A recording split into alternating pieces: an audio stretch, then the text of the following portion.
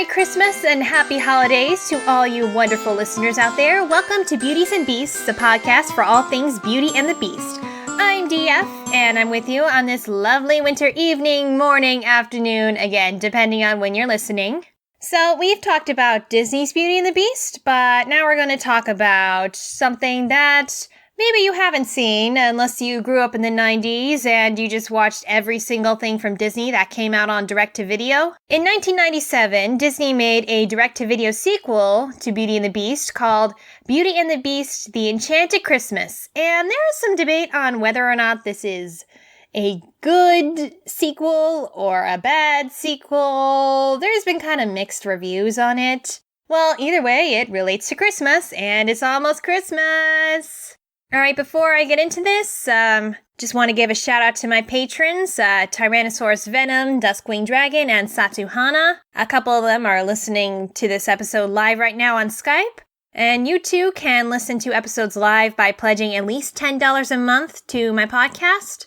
You can become a patron today by, if you're listening on Podbean, clicking on the green button in the right-hand corner of the screen, or if you're listening on YouTube, follow the link in the description below. By supporting my podcast, you'd be funding my soundproofing equipment, compensation for future guests, and if you pledge in the month of December, know that 10% of my proceeds from my podcast and my Redbubble merchandise sales will be donated to the Make-A-Wish Foundation. We've raised $11 for Make-A-Wish already. Let's see if we can get it up to 20 or even 50 or even 100.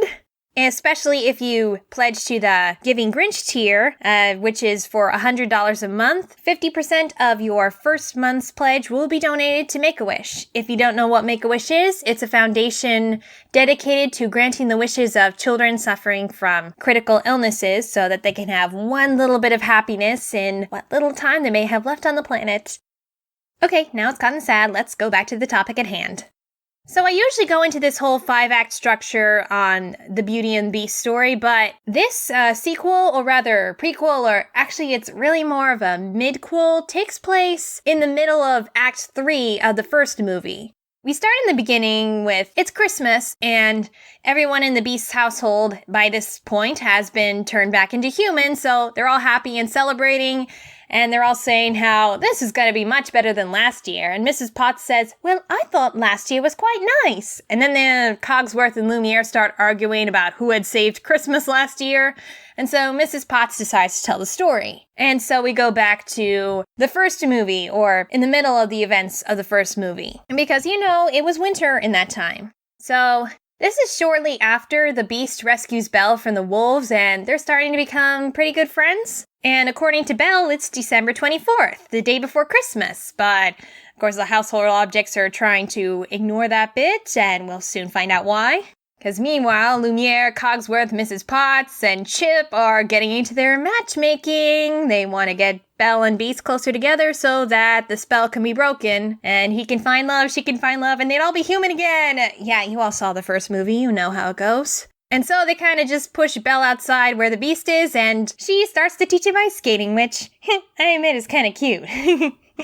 But meanwhile, while they're having their adorable ice skate-a-thon, inside the castle, there's the evil pipe organ, Forte, voiced by Tim Curry. Okay, you have to admit, whether you like this movie or not, Tim Curry is awesome, no matter what he plays. God, you're awesome! I love this dude so much! Okay, I could fangirl about him all day. Let's move on. So Forte is an evil pipe organ, as I've said, and he actually doesn't want the spell to be broken. Because before the spell was cast, he had played such melancholy music, and the prince did not appreciate that. But when the spell was cast and the Beast secluded himself into misery, he took solace in Forte's melancholic compositions.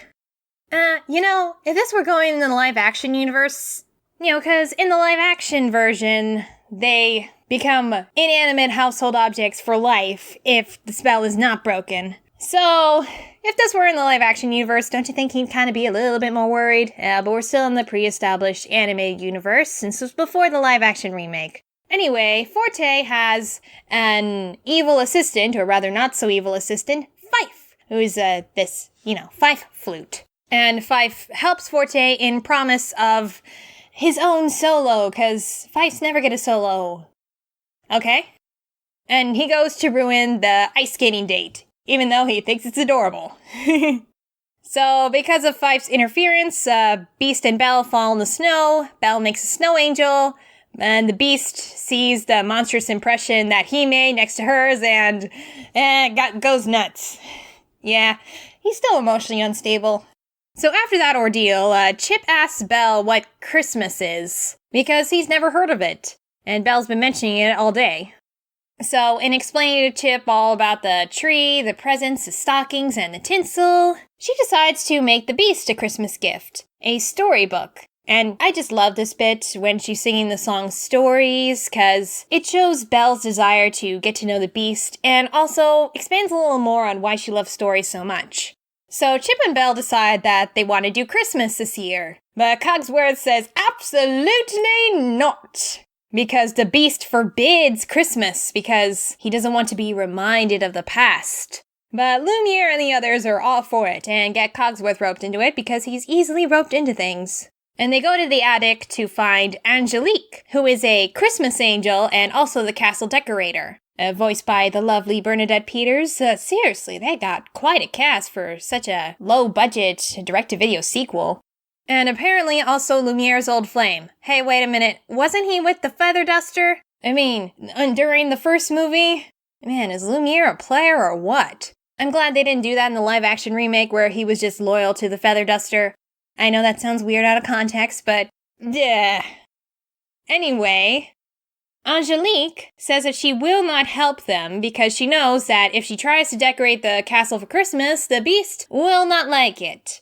After all, she's been locked in the attic all these years because the Beast does not want anything to do with Christmas. And they all start decorating anyway!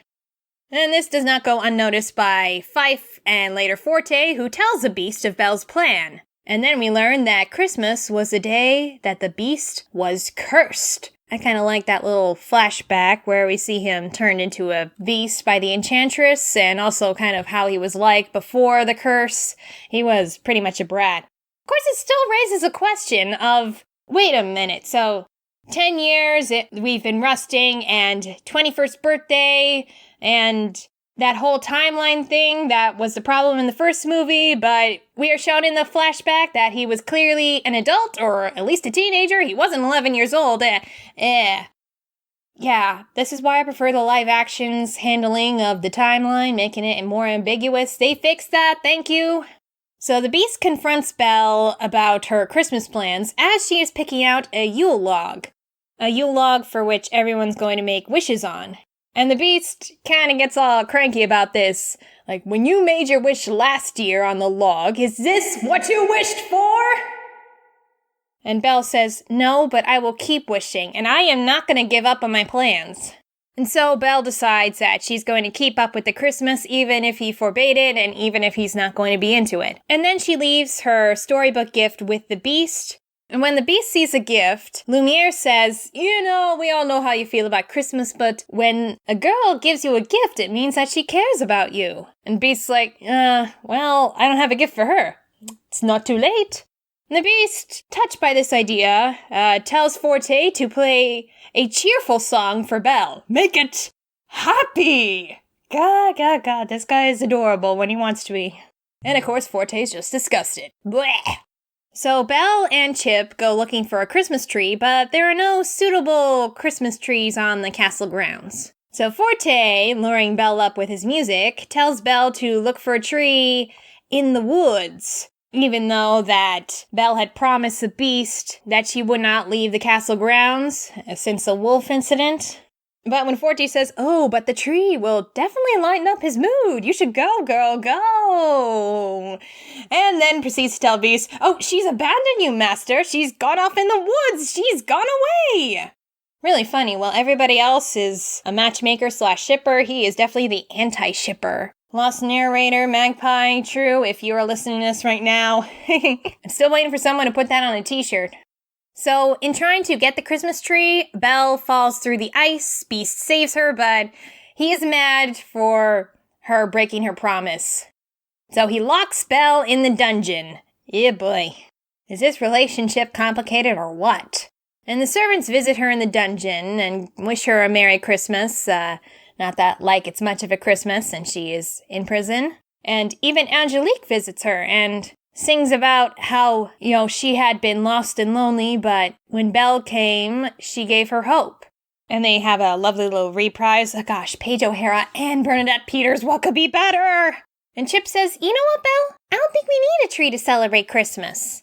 And meanwhile, Beast back over in Forte's room opens up Belle's gift and reads the book. Okay, so he can read. So much for that human again deleted scene. Seriously, sometimes Disney needs to get their story straight. Anyway, the story turns out to be about him and how Christmas brings the gift of hope. And touched by this, the Beast apologizes to Belle and declares that he's going to give her the Christmas that she's been wanting. But Forte, all mad and such for his bestie picking the girl over him, decides to bring the castle down and kill them all, but Beast destroys him. No, not Tim Curry. I know he was evil, but come on, it's Tim Curry. And so they have Christmas, with Belle's golden ball gown and the dance and... Wait, what? Hold on. I don't remember it being Christmas exactly during that whole ballroom scene. I mean, there was no Christmas tree in the ballroom and continuity much. So it was on Rex? Okay, I'm so confused and I'm not going to try to figure this out. Disney, you really need to get your timeline straight. And we end with going back to the present when everyone's human, and Mrs. Potts said, if anyone had saved Christmas, it was Belle. And we learned that Fife is now the maestro of the orchestra, rather than Forte, because, he's in shambles. Kind of a shame that he died while he was still an organ. What a way to go.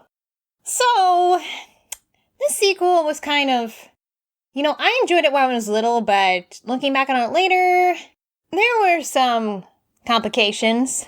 For one thing, all the continuity questions that it brought up that I just brought up myself. And I think it actually made the relationship between Beauty and the Beast a little more problematic. I mean, it was one thing taking her prisoner in the first place, but that wasn't when he liked her. But he locked her up again when he was starting to have feelings. I'm like, so... locking her up once, but he didn't really lock her up forever and then gave her a room, but now he's locking her up again, and this time with purpose, and... And I will say some of the songs were unnecessary, like, as awesome as it is to have a Cogsworth and Lumiere comedic duet, it was kind of just out of place. And we know that the sequel wouldn't fit into the live-action version, because now that we know that that one takes place in June, and snow is just part of the enchantment in that one. And I will say the flashback was pretty cool, getting a glimpse of the prince before he was turned into a beast. So what does the sequel add to the story? Maybe it's not the best Disney sequel ever, but I think what it does bring to the original story that Disney adapted was its theme of hope, as in, that is what Christmas brings. And actually, this was something that not only added to Beast's character arc, but I'd have to say the Christmas angel castle decorator, Angelique, she had a similar character arc to the Beast. I mean, both the Beast and Angelique were hung up on what had happened in the past. Both of them had years of isolation and misery. Beast with being turned into a beast, and as a consequence, Angelique was locked up with all the other Christmas ornaments. And, so they're thinking, our past Christmases were just awful, so why should this one be any different? I mean, for the Beast, it's another year of being the Beast, and Angelique, it's another year of still being out of a job and being unwanted. But then Belle shows up and helps them both see the hope when she keeps her own hope. Because, Belle is in a seemingly hopeless situation. I mean, she's locked up with the Beast, and, if you think about it, this is probably the first Christmas she's ever had away from her father. I'm surprised they don't bring the father up in this sequel, because that seems like a reason for Belle to be kind of downtrodden on Christmas, that she's not with her father. But she's still keeping her hope that she can make her prison a home.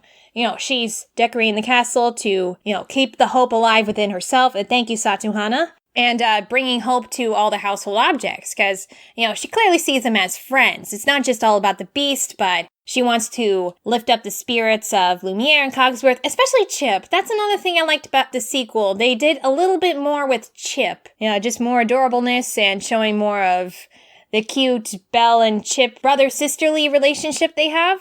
And In doing so, she actually made Angelique feel like she was wanted, and she made the Beast hopeful when he read what she saw in him, that, she saw that there was possibly more than a beast inside of him. There was also something interesting with the character arc of Fife, the not-so-evil henchman. Through Belle, he was able to see that he didn't have to do bad things to, get what he wanted, and what he really wanted was just friends and to be important. Forte was not his real friend, but when he helped others, he gained real friends, and he eventually got a pretty important position, accepted by everyone else. Hey, wait a minute, what does this remind me of? Okay, let's see, trying to please one guy who treats him like garbage while that guy's just pretending to be his friend, only to realize that this guy's not all that, and he ends up changing sides towards the end. Well, I'll be darned, he was LeFou before Josh Gad was. What do you know? Maybe that wasn't so original after all. They just watched the sequel. Okay, if you've watched the live-action Beauty and the Beast, you'll know what I'm talking about. So, we should also think about Christmas's role in this, because this is clearly a Christmas special and important to the plot in some way. Actually, it kind of makes sense that they would have something to do with Christmas. At least in the animated Disney, it was clearly wintertime, unlike in the live-action version. But Christmas's role in, specials and movies and all that, they're a common tool for changing nasty characters' hearts, such as Scrooge and the Grinch. And like a lot of Christmas specials, this was showing that this holiday is not just about the presents or the tree. In this case, it was the hope that the holiday brought to the castle. After years of being cursed, Belle brought them all hope of being human again.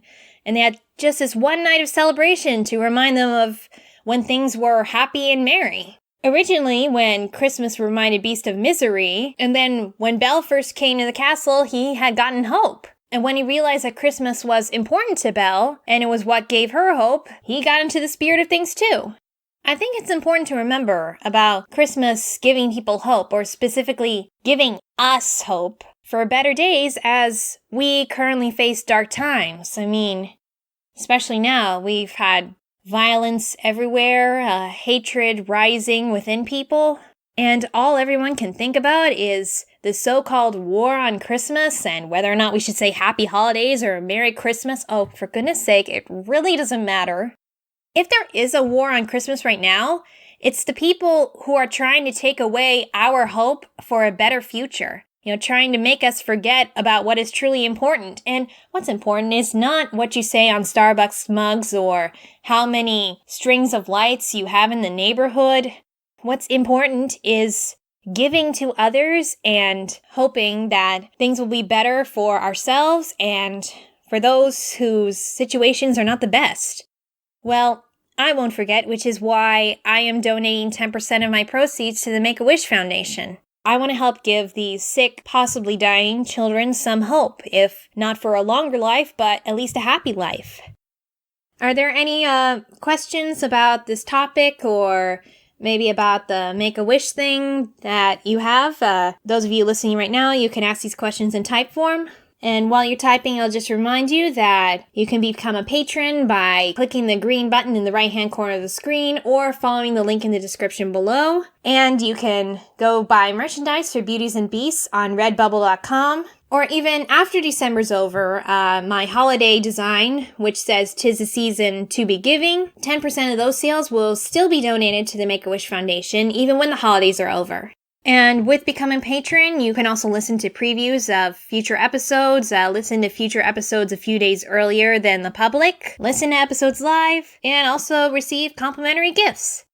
Alright, so TyrannosaurusVenom says he doesn't have any questions, but would like to wish you a Merry Christmas, and hope your holiday is filled with hope and happiness. Oh, that's sweet. Speaking of holidays, I'd like to say that I will be taking a short leave of absence for the holidays so I can spend time with my family. My brother's coming home from college, but this will only be a short time. The podcast will return January 17th, and the next episode topic will be announced soon once I work out a few details. But 2019 will be coming soon, and I really hope to be doing more topics and getting more guests, such as the Wilstonator and Katie Patterson, or my neighbor, who's actually an indie director, and she just made a film called An Accidental Zombie Named Ted. I hope to maybe get an interview with Vivsipop, who is making this new animated series, Has Been Hotel, or Overly Sarcastic Productions, a YouTube channel which analyzing and summaries of Greek myths.